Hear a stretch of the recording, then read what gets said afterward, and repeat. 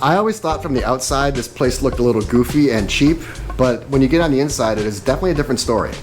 This is Paradisus Cancun, and I'm in the entry-level room, the junior suite, but it's a junior suite only in name, not in actuality, because it's really tiny. The bathroom is too small just for me. I'm a solo traveler, and I think the main floor area is even tinier than the balcony. All is not lost though. There are some highlights. The bathroom has a bidet and a bathtub. The minibar is well stocked, and I was able to get a partial ocean view. Last night I decided to chill and relax and save my energy for today. I just ordered room service. It was about as appetizing and appealing as this room is. Today I woke up and I was energized and excited to see the property, but the weather did not want to cooperate, unfortunately. So I just went down to the coffee shop. I had a couple cappuccinos as well as some pastries. I went to the gym, which was much needed. I had the entire place to myself, and I was able to roam around the property a little bit. I am definitely looking forward to seeing more of it. As of right now, it's time to officially get this trip started. I am off to dinner. The place looks really cool. The menu looks awesome. I love the name. It's like a Japanese Peruvian hybrid. I'm off to Lemon Fish.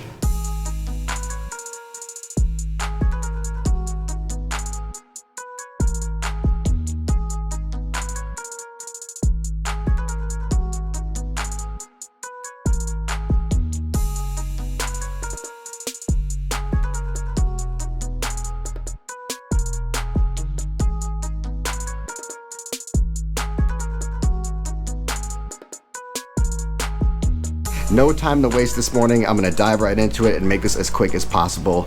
Lemon Fish was special. It was breathtaking. I've never seen anything like it ever.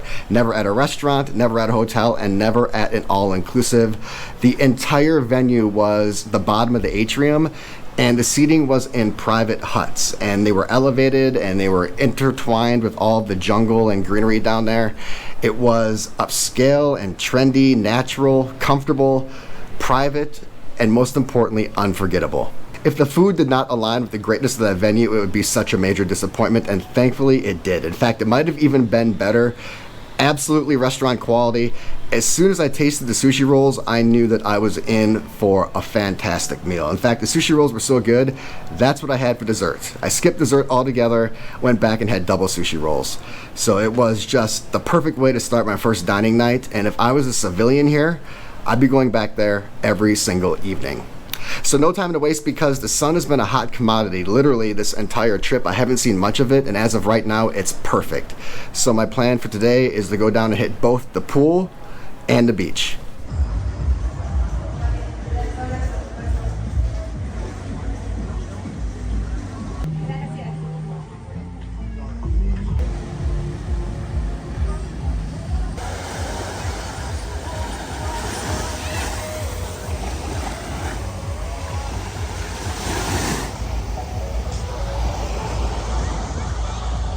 I've said it before and I'll say it again, I think this is one of the best areas in all of Cancun. Best restaurants for sure. You have Rosa Negra, Puerto Madero, Fred's, Harry's, all within walking distance. And then you have some of the best hotels. You have Secrets, JW Marriott, Fiesta Americana, Paradisus, all in the same area. And this is one of my favorite stretches of beach in all of Cancun. The sand is ultra fine and sugary soft.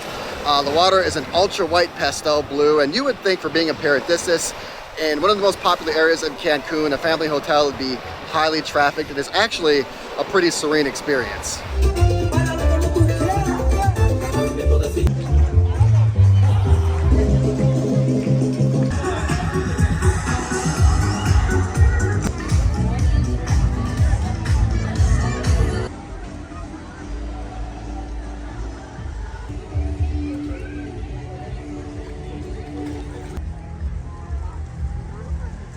Wow, I never saw today coming, ever. I would have never expected to like the Paradisus Beach here so much, and I would have never expected to like the family pool here so much. And the cool thing about it is that the start of the pool is where the main action is. It's the biggest part, the widest part. That's where the DJ is, the activities, the swim bar, the music.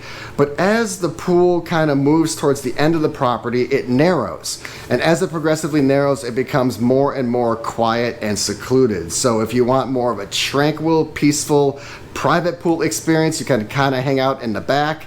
And if you want that more social, public, amplified, energetic experience, you can kind of hang out in the main area.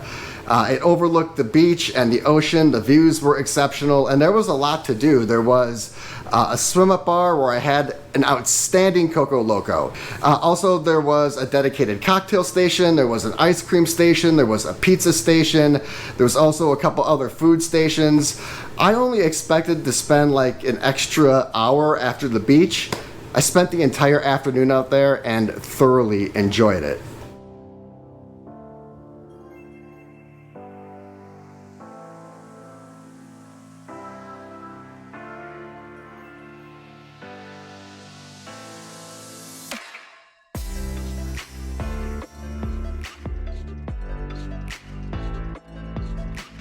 All right, good morning. No, it's evening. It's like 12 hours past morning. It's like 7:30 p.m. I slept in. I needed my rest and recuperation. I think the trip is finally caught up to me. Also, I knew I had a big night planned for tonight, so I want to get my rest. And also, I have, 5 hotels remaining after this. It's a marathon, so last night was a great night just to catch up on some sleep and some rest. This hotel could be the comeback story of my channel. This hotel has an opportunity to completely change its arc. My first impressions were extremely lackluster, to put it nicely. I thought the room was extremely depressing. The room service was abysmal. But everything since then has been great. The beach was great. The pool was great. Lemon fish was great. And my dinner last night at Capella was great. As soon as I got the carpaccio, and it was delicious, amazing for all-inclusive carpaccio, I knew I was in for a good meal. And the pizza came out. It was a cross between like a New York and a Neapolitan. I devoured the whole thing, and then I got the short rib as my main, and I was able to cut it with a fork, which is always a sign of good short rib.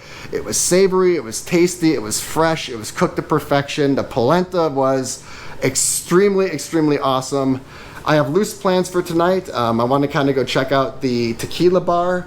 I'd like to go check out possibly another restaurant, maybe the Mexican one. And then I definitely want to check out the lobby bar here at night.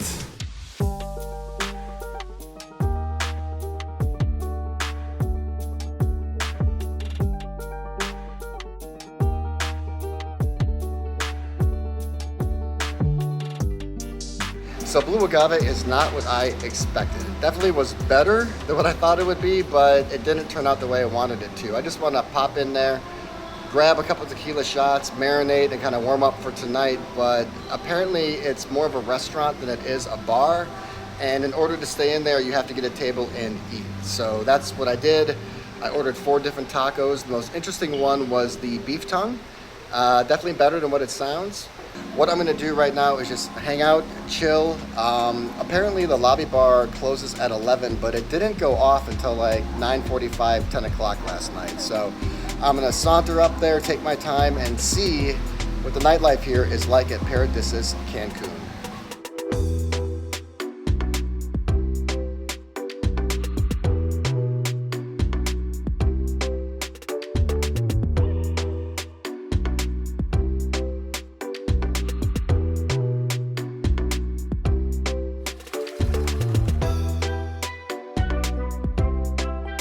All right, good morning. I am multitasking. I'm determined to make it down to the breakfast buffet by 7 a.m. I want to see it when it's pristine, and it's the least I can do for you to give you some more content because last night did not go as planned. I am not disappointed that I did not get a chance to make it to the actual Mexican restaurant. I'm told I hit the best 2 restaurants, and the food quality at Blue Agave wasn't bad. But I am disappointed just in the nightlife in general. I did ventured to the lobby bar, and the atrium portion was bleak. It was desolate. It was sparse. It was dead. It was absolutely a major downer. Surprising for a weekend in the best part of the hotel zone and a Paradisus. It was just completely dead. But the inside portion was actually buzzing. There was a DJ in there, great music, dance floor. There's a separate bar in there as well. There were some games. The crowd was really fun, warm, and energetic. The majorly disappointing thing is that it closes at 11. And there's really nothing to do at this property after 11 p.m. and I will touch on that later. But as of right now, it is time to get down to the breakfast buffet, and then I'm gonna come back up here and tell you what I think about this property.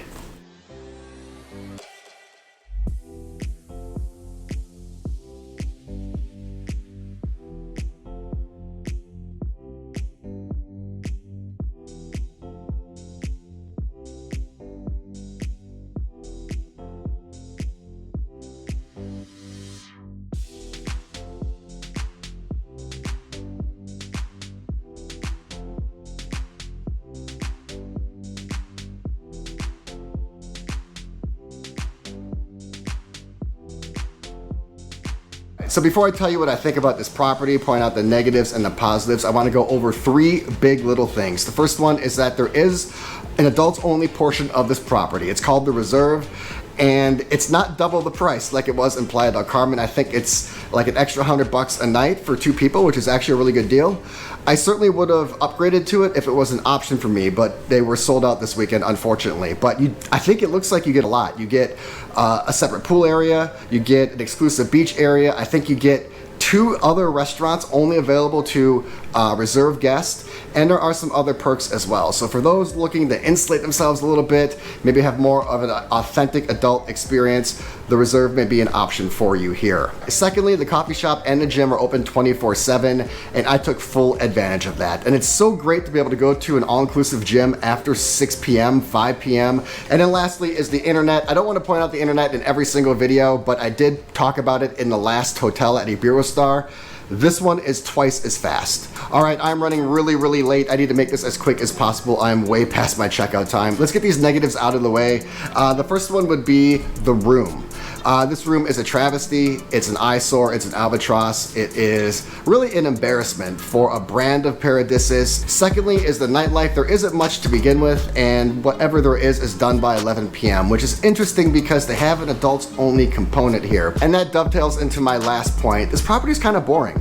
There just isn't a lot to do. After you go to the beach, and after you go to the pool, and after you eat at a couple of restaurants, and spend some time at the lobby bar, that's pretty much it. So we got those negatives out of the way. What about the redeeming qualities? Why should you stay at Paradisus? The first one is the pool and the beach. Now, I'm not saying they are extraordinary, but they are both really good. Secondly would be the restaurants, specifically the 2 restaurants I went to. I can't vouch for any of the other restaurants, but the Asian restaurant Lemon Fish and then Capella were fantastic for all-inclusive food. Okay, I gotta put that disclaimer in there. Don't come from a Michelin star restaurant and expect to be impressed here, but for all-inclusive food, it was really good. And lastly, I would have never expected this walking by this property all these years.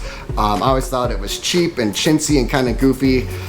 Man, this place is comfortable. I feel more comfortable here at this synthetic pyramid hotel in the middle of the Cancun zone than I have in anywhere else in Mexico. The ambiance, the atmosphere, the soothing nature, the lighting, the smells, everything is just in alignment and in harmony. And whether it was waking up in the morning at 7 a.m. or taking a stroll back here late at night, walking down to the gym, just strolling through this place was actually a treat. And I don't think I've really ever said that before in any other all-inclusive I've been to. There are a lot of intangibles at this hotel. I think it's reasonably affordable, especially considering the other brands in this area. And even if you're not coming here as an all-inclusive guest, I think that this hotel is very fairly priced. You could come here and stay just as a regular hotel and be in one of the best areas in Cancun. So I would have never expected this after my first night. The first night was terrible, but this hotel gained a lot of momentum. It has a lot going for it. This is a really neat hotel. It's really unique, and it is really special in a lot of ways.